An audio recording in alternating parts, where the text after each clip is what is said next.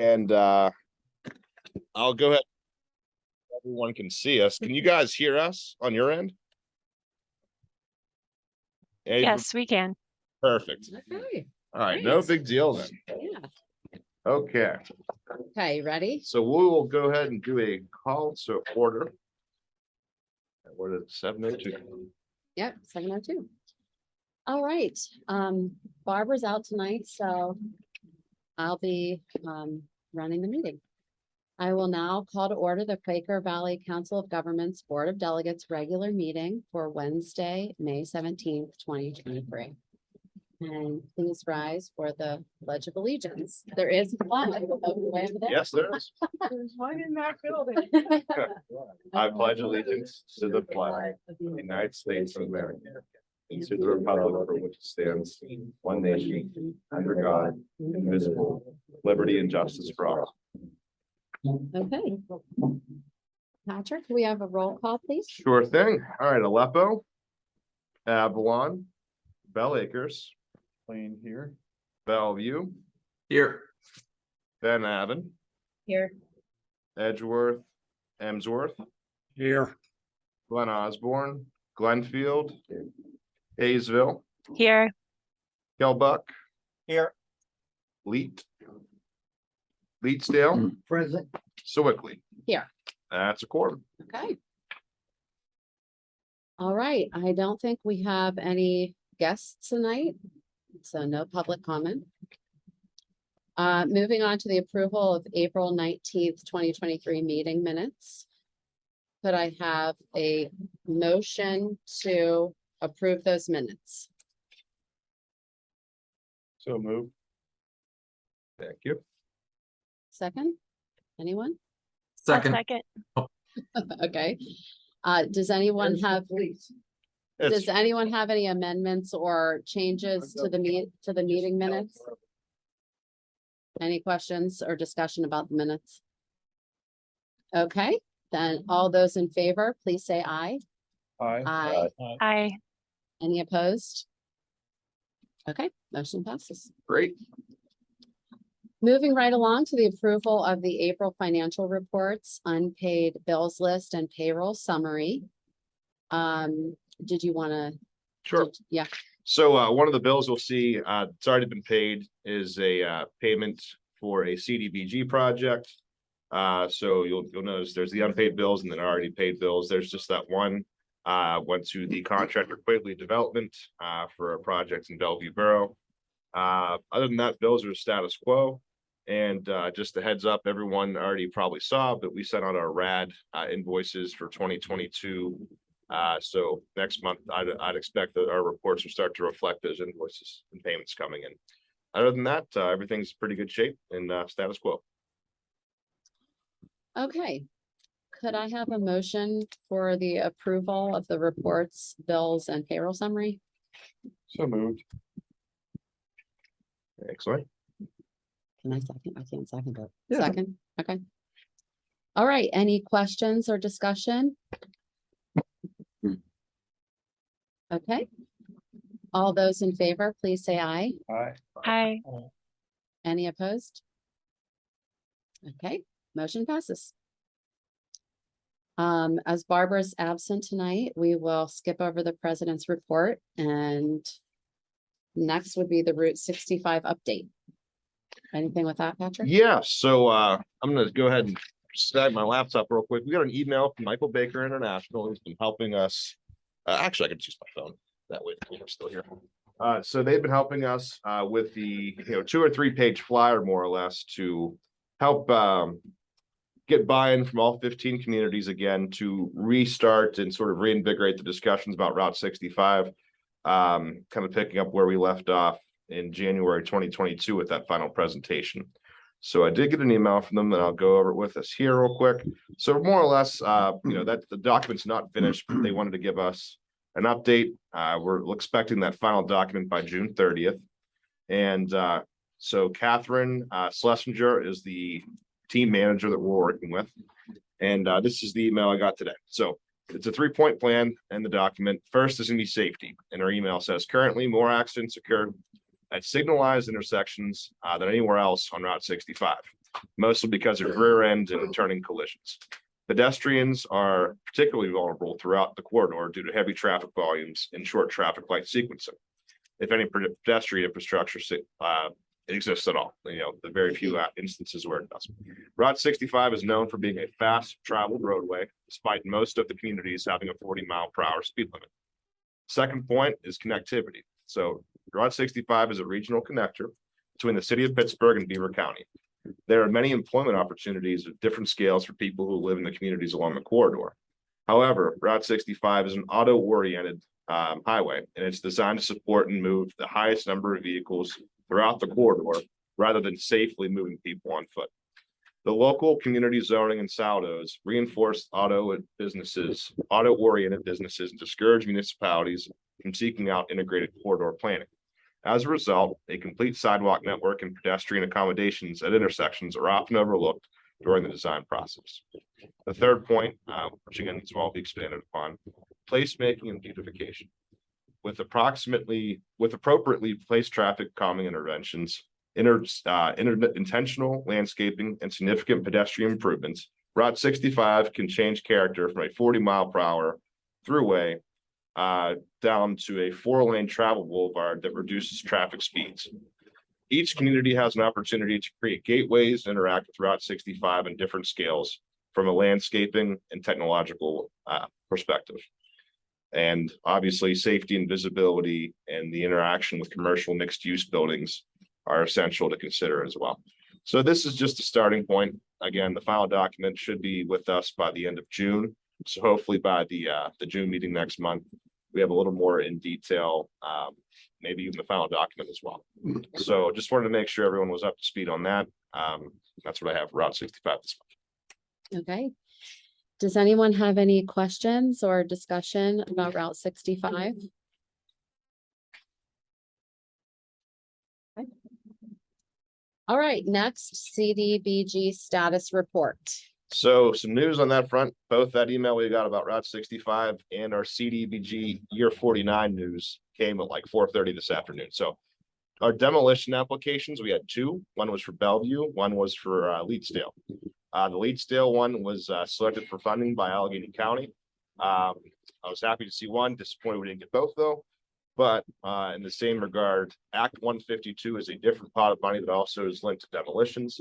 So I let Cindy from Bellevue know that even though that wasn't selected for funding that round, there's another pot of money that they can pursue if they want to for those demolition projects.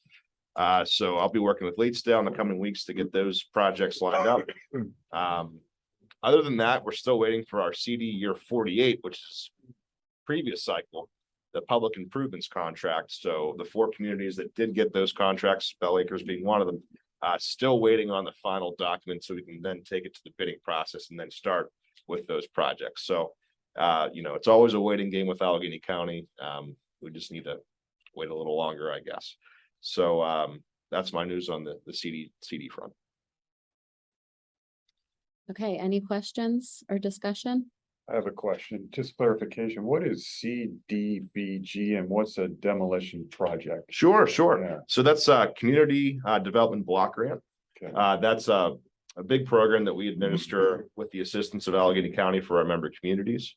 The demolition projects that were selected, more or less blighted properties are eligible for a pot of money to help bring them down and clean them up, make them a little safer. So those are the projects that I was referring to there. Hey, did you say Bell Acres had money allocated? Yes. Okay. So it's actually for where we're at here. It's a ADA parking space for this park. Okay. So you guys were awarded $20,000. But again, that money is sort of in a storage safe until the contract's official, and then we can take that money and then put it out to bid for the projects for you. Great. But yeah, it's kind of ironic. One of the projects is right here. So All right. Thank Cool. you. Okay, anyone else? Okay, let's move along to the executive director's report. sure thing. So I wanted to just touch base on Saturday. There was the Maymart event in Sewickley. We did help out with Tree Pittsburgh. They gave away 150 trees. So I was really excited to see that. Great turnout, even though the weather wasn't ideal. But it was a great event. Really happy to have them in our region and hoping that they come back moving forward. We're actually their next to last event. They have one more event this week, actually tomorrow.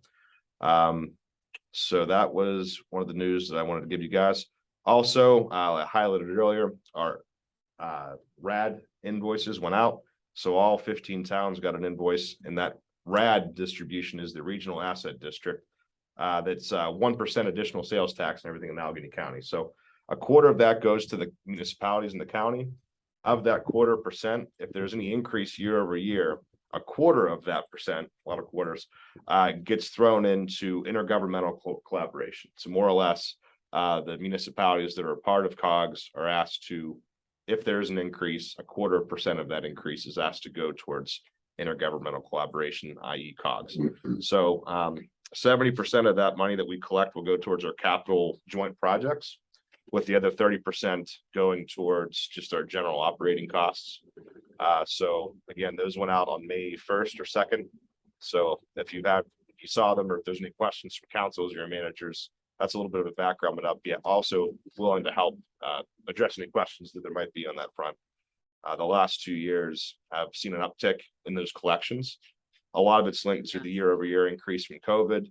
And my theory on 2022 may be inflation related as well. Things cost more sales tax is collected. And that kind of leads right into the regional asset district tax.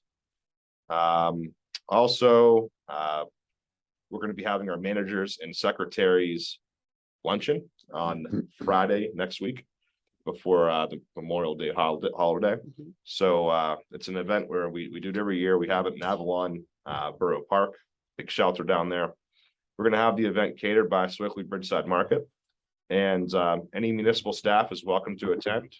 It's just a thank you for all of them, and it's going to be the introduction to a long weekend for the holiday too. So hoping there's a good turnout for that event. And that's pretty much all I had for the executive director's report this month. Okay, just one question. Could you clarify for the RAD money? Is it a quarter of the increase, or is, you said 1/4% So of the what- increase, which seems like minuscule? Yeah, so it varies for each town. Well, some of our towns definitely have a bigger commercial footprint than others. But whatever the increase is, 1/4% of that increase is what. Just 1/4% of Mhm, that increase. mhm. Okay, So the invoices range anywhere from like $80 up to like $6,000 depending on the town. So, okay. All right, thanks. mhm. Any questions or discussion for Patrick? Okay. Let's move on to new business. First, we have a discussion for the Bell Acres Borough Environmental Advisory Council. So I think I just turn it over to. Yeah, why don't you move up? Here, I'll move this a little closer to you. You guys can hang out there, though. I mean, whatever's comfortable for you. Okay. Hello, and thank you for inviting us here tonight. My name is Julie DeCenzo, and I'm the chairperson of the Bell Acres Environmental Advisory Council. Here with me is Darcy Sirocco. Can you show Darcy? She's one of the members of our EAC. She's also treasurer of the Big Swickley Creek Watershed Association. We also have 3 other members, Chris Popovic, Finn Johnson, and Steve Pietro Paoli. Several years ago, the Borough of Bell Acres updated their comprehensive plan, and that process included a survey of residents, individual interviews with residents, and numerous committees and focus groups. A key issue identified was that residents wanted to protect the borough's green space and enhance the trail system. One of the recommendations included in the comprehensive plan and supported by the Bell Acres Planning Commission was the creation of an Environmental Advisory Council, or EAC. As a result, the Bell Acres EAC was established in July 2022 with the enactment of Ordinance 311 by Borough Council. Bylaws were created and approved by the EAC members in August of 2022. And we've been holding monthly meetings since then. The purpose of our EAC, as stated in our bylaws, is to identify environmental problems and recommend plans and programs for the promotion and conservation of natural resources and for the protection and improvement of the environment in Bell Acres. The EAC also makes recommendations as to the possible use and management of open space and recreation areas within the borders of the borough. Some of our activities so far have been working on trails. EAC members have been working on clearing and maintaining the Bell Acres Trail that begins off Turkey Foot Road across from Seven Road. We've been collaborating with the Allegheny Land Trust to extend that trail through the Allegheny Land Trust property on Beadnell Drive. We've also been working to protect our local streams. Darcy and I attended the Penn State Extension Master Watershed Steward Stream Smarts program, which included 2 webinars in 2022, a Saturday morning workshop last October in the field by Big Swickley Creek in Lynbrook Park, which is in Franklin Park off Big Swickley Creek Road. We and the rest of the group conducted a variety of stream tests measuring water quality. We identified macroinvertebrates and fish inhabiting the creek. We attended 2 more Stream Smarts webinars this year, and we just participated in another field workshop at Lynbrook Park, where we and the rest of the group planted around 200 trees, shrubs, and perennial plants to create a riparian buffer along the banks of Big Swickley Creek by the soccer fields.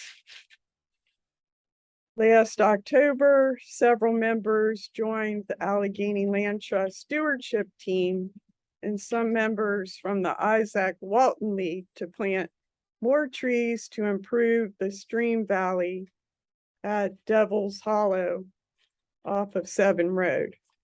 We planted a grove of smooth alder trees to establish habitat for American woodcock. We've also worked with the Big Swickley Creek Watershed Association last November on a watershed cleanup near Cooney Hollow Road in Economy Borough. Collected many bags of trash, discarded tires, old furniture, TVs, home appliances, and other debris.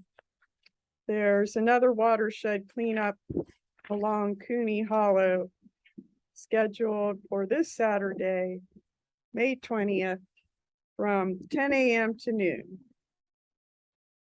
We also prepared a report on ways to eradicate the invasive weed Japanese stiltgrass, and this was at the request of our Borough Council President. And we presented that in December. A resident also requested that Bell Acres start a community garden. We've been helping her find a suitable piece of land for this project. We've also installed some bluebird boxes at the Bell Acres Legacy Ball Fields. In my role as chairperson, I've been attending a variety of webinars, including one on the topic of using goats for managing overgrown landscapes, another webinar on municipal waste management and recycling, and several workshops on grant writing. A great source of information on EACs is www.eacs.org. weconservepa.org. And also on that website is a whole library of tools that help people who want to set up an EAC. It's conservationtools.org/library. That's also on the weconservepa.org website. I'm happy to answer any questions, and I was curious if anyone else, any of the municipalities have EACs in Quaker Valley. I would just say, that I'm shocked you guys have such a large footprint, right? When I hear advisory council, it almost sounds like a planning commission for a borough or township, right? Where it's, okay, you might consider some plans or talk about strategic planning. But it sounds like you guys do that and much more. You know, it's a lot more of hands-on actions that you guys highlighted there, and that's great. That's, you know, it's hard to find volunteers, and you guys seem to be volunteering for quite a bit of things, so that's really cool. Yeah, we have a really good group, and luckily lots of volunteers who are willing to chip in. And we're just getting started. We have lots of ideas. I need to learn how to write grants. So that's always a fun project, and appreciate giving the opportunity to speak tonight. Happy to answer any How questions. far does your trails go? Off of Substation?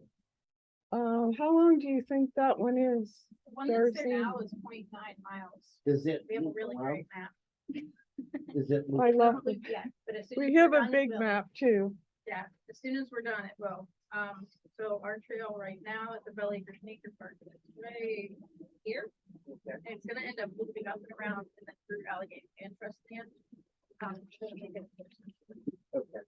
So all of these little dotted lines on this map, and she has a larger one as well. These are all proposed trails. So these are all things that we're gonna hopefully be working on over the next. Like, hopefully yeah, not too long. long-term project. But I mean, there's so many possibilities for trails. We'd like to collaborate with, you know, nearby communities to connect the pieces of the puzzle. Yes. Sorry, Mike, I'm cold. Yeah. Oh, no, Keep no. it chattering. There are some, It's a there's little some residents Breezy out here. in Sewickley who are interested in connecting trails. Actually, I think one of them is on Borough Council.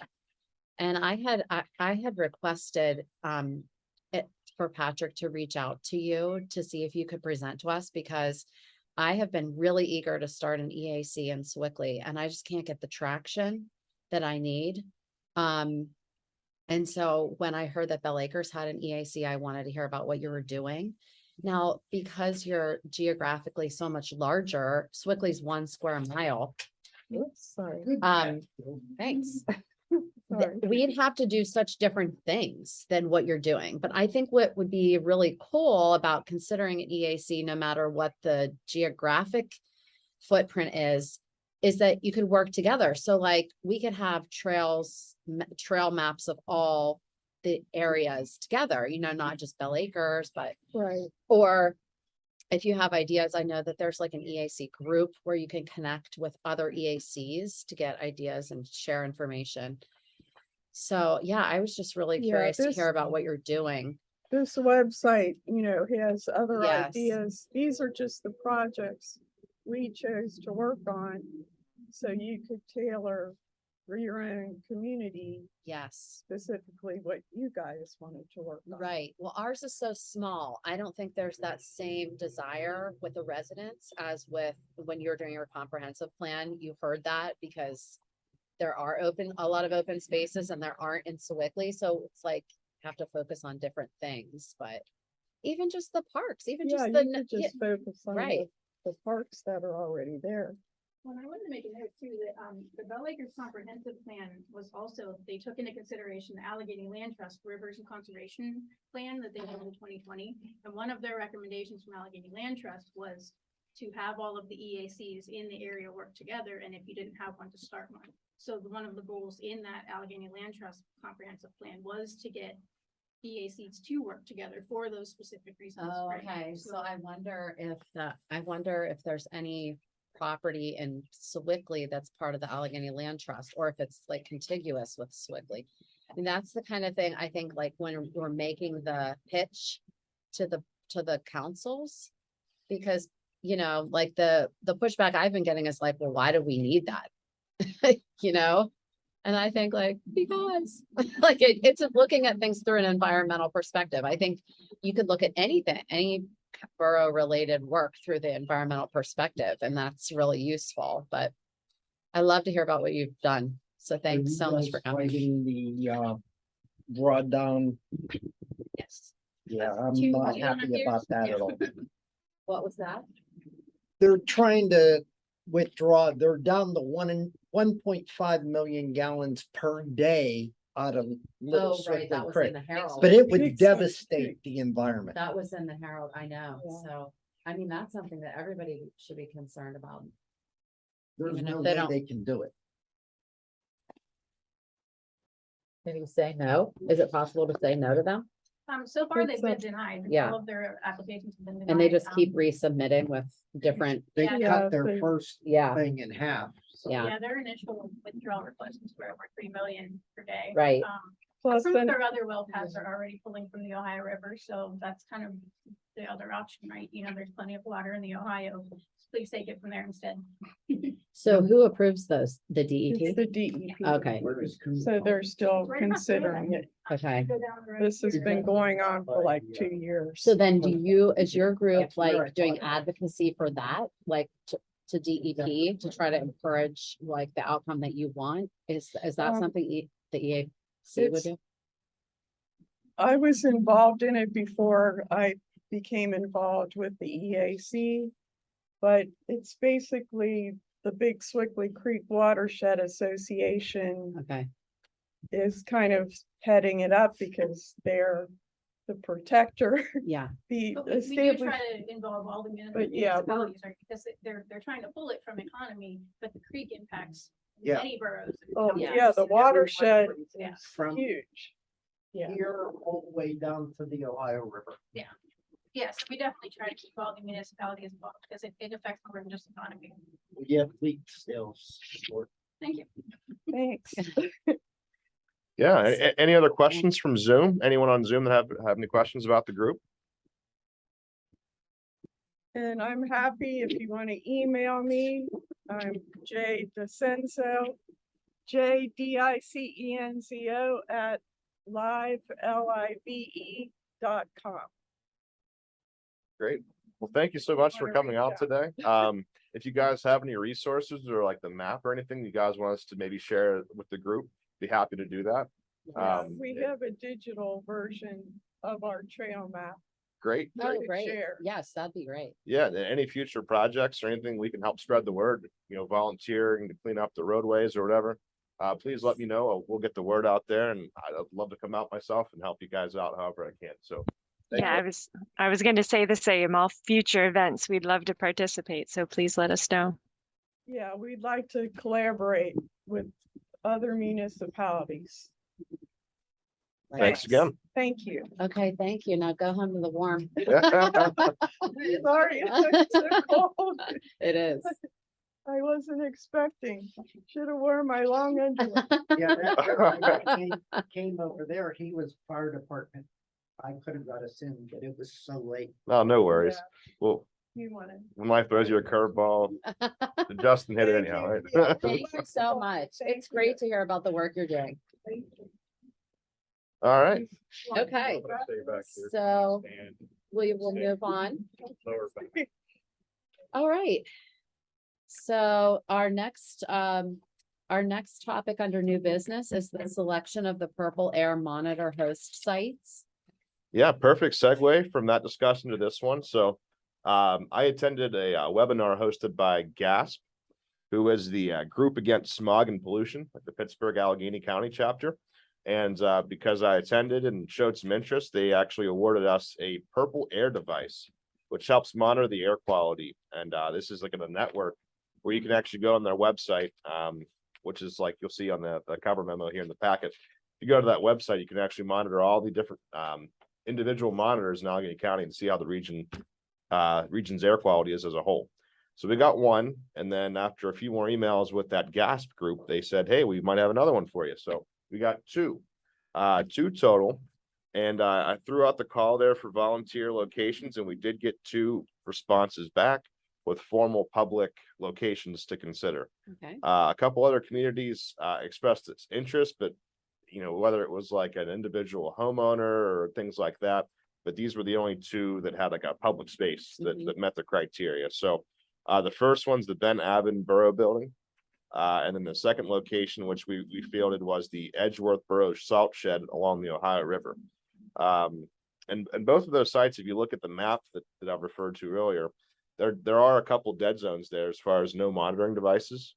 If you get another one, I'll put it down in Borough Garage or up Yeah. at, the Borough Building. And if this is something that the board's interested in, we do have a joint recycling fund, and we're always kind of scratching our heads. How do we spend money collectively? Maybe if these work and people monitor them, like them, if we grab like a dozen of these in a bulk price and then have them in each community using some of our funds from the recycling fund. That way we know what the air quality is in every nook and cranny of the QVCOG region, right? But that might be a little far ahead of ourselves. Right now, we have those 2 with those 2 host sites. okay. So do we need a motion to approve this? Yeah. Okay. I'll Um, make that motion. okay, Second. all right. So with the motion on the table is to approve the 2 sites for the Purple Air Monitor hosting and in Bell Acres and, I'm sorry, in Ben Avon and Edgeworth. Are there any questions or discussion? Okay, all those in favor, please say aye. Aye. Aye. Aye. Any opposed? Okay, motion passes. All right. All right. And next we're moving on to the Keystone Community Grants Regional Traffic Cameras. Yeah, some good news here. Just last week, or maybe it was the week before that, I got word from the Keystone Communities Program, which runs through DCD and Harrisburg. At first, we were told that we got a $400,000 grant, and then my eyes got real big, and I went, "Wow, we were only expecting $100,000." It's like, great, that's a lot of traffic cameras. But I spoke with Valerie Gatos, who was the elected representative who helped get this money pushed through for us. It ended up being $400,000 total for her jurisdiction and $100,000 for our organization specifically. So this money is been put aside through that program at the state level for traffic enforcement license plate reader cameras. How many? With that money, We have to we're find out probably, how much. well, we have $100,000. We know that's the money we're gonna get. Probably 5 intersections can be covered here. If we're talking smaller cameras, maybe a few more sites. But what I'll be working with, June 1st, I have our police chiefs convening, and we're gonna get together as a group and figure out, 4 or 5 locations, maybe even 6, depending on what numbers we're looking at for these cameras here that need to be covered. So, obviously these would probably be formally approved by your individual municipalities once the time comes. But part of this application process is just applying for it, quote unquote, even though the money's been set aside. And then we need to have some detailed descriptions on what it is and where we're going to have it. So for that draft, more or less, I need to have the group, the police chiefs group, give me some ideas. So June 1st, we're going to get together. And that was actually a special meeting outside of their usual every other month meeting. Because I want to make sure we get the money and we get this as fast as possible, right? We don't want it lingering there. You know how the state works, things disappear and get shuffled around. So I want to make sure that we get everything we can. And one of the aspects of the application is a resolution.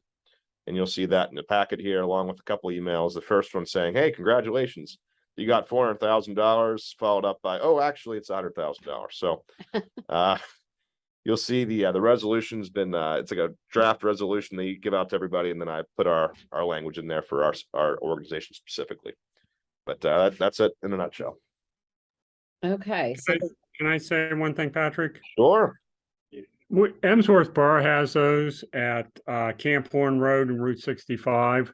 They were put in by DA's Impala with drug money. Mhm. And they have helped our borough collect in a couple robberies and things they were able to monitor traffic. The other cost involved, just so the municipality knows, is you have to install Wi-Fi or Comcast or Verizon to that location so that the police can monitor it. Just Yep. so they're aware, that's an ongoing cost. Yes, that's gonna be part of the conversation we need to have, like, that's step 2, right? Like, first we need to figure out a couple logical locations of the police chiefs. And then we need to go to those municipalities that are housing it or potentially could house it and say, hey, these are some of the legacy costs. And some of this money might be able to bridge maybe a year or 2, or maybe even 3 years of those legacy costs.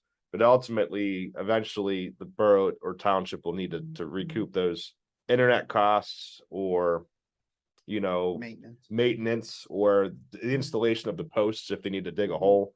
So that's a little farther down the road, but you're absolutely right, Paul. Thank you for pointing that out. You're welcome. And the main, I wouldn't be as worried about putting a pole in. Usually what they do is they hide those behind the traffic signal so that people don't see them when they're going through the intersection. Yeah, Next time you're through Camp Horn, take a look. And I've seen them in other locations, and that seems to be their favorite place to hide the cameras. You can't reach them. It gives them a good angle on the license plates. yeah, it's a pretty intricate system. I got a chance to meet with a detective for Ohio Township Police Department who's like an expert on this whole system. And Big Brother's definitely watching. If you've ever wondered if license plate cameras are watching you, they are. They can find you like that. So this But- is the same as like in Washington DC, when you go through a red No. light, No, you no, get no. a ticket No. sent to your house? Okay, this is just for the police. It's just a big aggregate data collector. Yeah, I Think of think it we like have that. some of those in Sewickley. some of Say those. if somebody gets away from the police, they get a description and hopefully Yeah. the license plate, so Okay. they, Mhm. you know, wherever they pop up, you know what area they're going to. Right. Yep. Okay. All right, any other questions or discussion? Okay, so the resolution is to approve the project and authorize the application. So So moved. that's what we're voting on. Okay, a second? Second, Paul. Us. Okay, Paul. Thank you. Any other questions or comments before we vote? Okay, all those in favor, please say aye. Aye. Any opposed? Aye. Okay, motion passes. Great. All right, let's see, where are we? Gotta get back up to the top here. Railroad safety. All right, so moving on to old business, the railroad safety update. So this would be kind of a two-pronged discussion. First, I just wanted to update everybody. Last month, we approved that letter to our local Congress people as well as our federal officials as well in the region. That went out. You know, we had some positive discussions with our local legislators, Representative Venkat and Valerie Gatos as well. Have acknowledged receipt of the letter and said, you know, thank you. This is something that's really important to us. But part 2 to that is unrelated to us, but related to the discussion. The federal government's actually taking up the Railroad Safety Bill of 2023. And I wanted to just give everyone an update. So on May 10th, the United States Senate Commerce Committee voted 16-11 to move a bill entitled the Railroad Safety Act of 2023 forward, and it's for full Senate consideration. Highlights of the proposed legislation are this bill addresses safety requirements for rail carriers and trains transporting hazardous materials. The proposed legislation would help prevent future rail derailments by taking key steps to improve rail safety procedures and protocols and increasing fines for wrongdoing committed by, fit in favor of the legislation. Also, the Department of Transportation must issue safety regulations for trains carrying hazardous materials and also require that carriers or shippers provide state emergency response commissioners with advance notice and information about the hazardous materials being collected or transported. Reduce blocked rail crossings, which I know is a big discussion that we've talked about. And 3, comply with certain requirements regarding train length and weight specifications, track standards, speed restrictions, and response plans. So departments of transportation must also establish requirements for wayside defect detectors, not sure what that is, that are used by railroad systems alongside the tracks to detect defects and failures. Current federal regulations do not require their use, but federal guidance does address placement and use in this proposed bill. Under the bill, departments of transportation must also issue regulations establishing requirements for the installation, repair, testing, maintenance, and operation of wayside detectors for each rail carrier operating a train carrying hazardous materials. So both the Pennsylvania senators have sponsored that in committee. And like I said, this is going before the full Senate for review. So hopefully both sides can work together and get this through, because it looks to be addressing a lot of the things that were highlighted by our organization and, you know, that letter that we put out to. I know the letter Yeah. has nothing to do with it, but the timing was good. So Yeah. It just reinforces, you know, that the local communities care about that. So it's great. Okay, any questions or comments? I kind of wanted to open up here for anyone that has been a part of the conversations with Valerie Gatos, with the Railroad Safety Committee, with Mayor Orbison. I know Amy and Amy, you've been a big part of the discussions. I don't know if you wanted to take the lead here. Yes, for sure. So as Patrick mentioned, we have had, I think, 3 meetings so far. And it has been Glenfield, Glen Osborne, and Hayesville, because we're kind of the immediate communities that have residents that are on the other side, the wrong side of the tracks, let's say, with that issue that they can be isolated or blocked if we have trains stopping, because there's a lot of areas of our community that are one way in and one way out, with the railroads blocking. And it has happened way too frequently in the last couple of years. So especially with the local derailment, it kind of fueled us to start those conversations again about what actions we could take and how we could collaboratively work towards, you know, getting something done about it and have a plan in place for kind of worst case scenario. We are very grateful for COG for signing the letters of support for these projects, and sending. I think it's definitely something that impacts all of our communities greatly. So we did have the call with Representative Gatos last week, I think, which seems crazy because it seems forever ago already, but it doesn't sound like, at least up till now, barring what Patrick just said about maybe a federal law passing, but so far nothing has changed with the railroad. They are still just as unresponsive as they always have been. They don't, you know, she said for her, they don't talk to her. They switch people frequently. They won't, you know, return calls or emails, etc. And they don't have a lot of, you know, leverage or power to change anything or to kind of put that pressure where it needs to be. So a couple of things that came out of that meeting, though, we recognize as communities we need to start documenting anytime we have those issues, especially with the railroad blocking the areas where it's a single access point. We haven't decided exactly how to do that. We're going to take it to our councils as well, but wanted to mention it here at COG. If anybody has any great ideas about how to, it was discussed that maybe we'd encourage residents to call 911 every time we have a blockage like that. Or, I mean, it's not just blockage. We also have residents that report, you know, what they're seeing along the railroad. So when a tie is loose or spikes are coming out, or there's something that somebody perceives as dangerous, you know, they call us as council members and say, hey, you know, this is happening. And we do call Norfolk Southern, but we never get any return information. But we need to start documenting any of those type issues, the blockage or safety issues that our residents might see. So again, I mean, the discussion points were calling 911, which I don't know.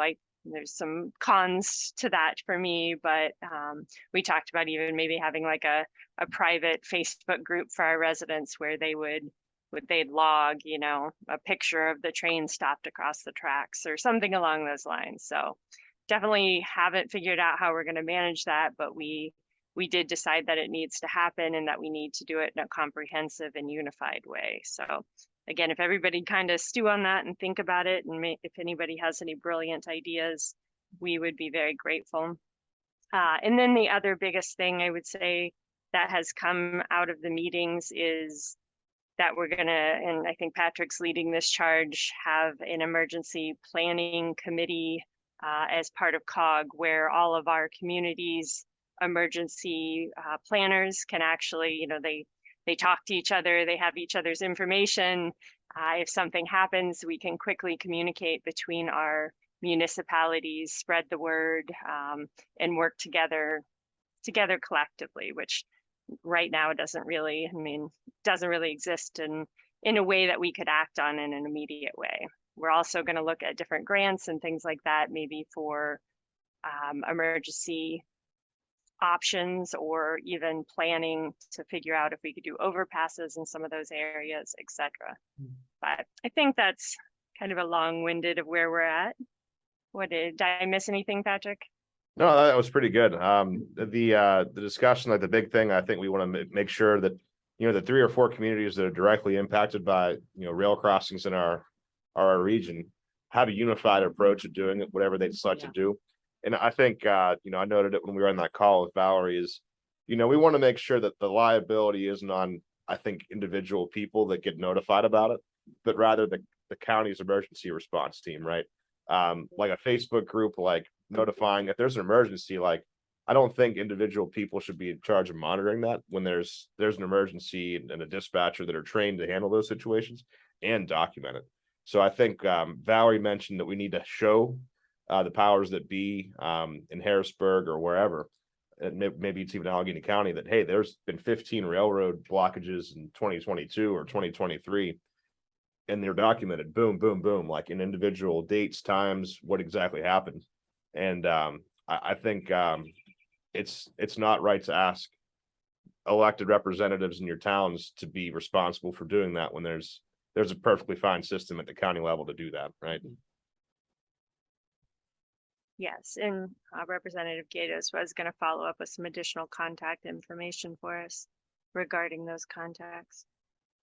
Hey, Amy, about how long has the blockages occurred? I mean, from the minimum to the maximum time? So, the longest I can remember in the last year, it was 5-6 hours. Wow. Yeah, it started about 3 a.m. and then went into mid-morning. And of course, that includes, you know, a track where a school bus has to cross and kids getting to school. And we had, you know, reports of kids climbing across the trains to be able to catch the school bus. So, yeah. It's an emergency situation. What about the Big Brother camera solution? I don't know how that works, but Yeah. the local police chief, if that's a situation where kids are having to crawl over the tracks. Yeah, there's cameras at that intersection, but the technology in the cameras is really just to interpret Right. data from license plates. Okay. Absolutely. That's literally all it does. Like, it's not, It you can does- see, like, I don't know, it's kind of strange. It's just focused on the roadway. But yeah, like Amy said, if anyone has ideas, please send them in our delegates group. You know, we'll kick the tires on whatever we can do as an organization to help. And obviously work with our elected reps to make sure that this is something they don't lose track of, right? It's important to us, so we want to make sure that we keep the pedal to the metal and keep things moving in a positive direction. Amy, this is Julie Barnes.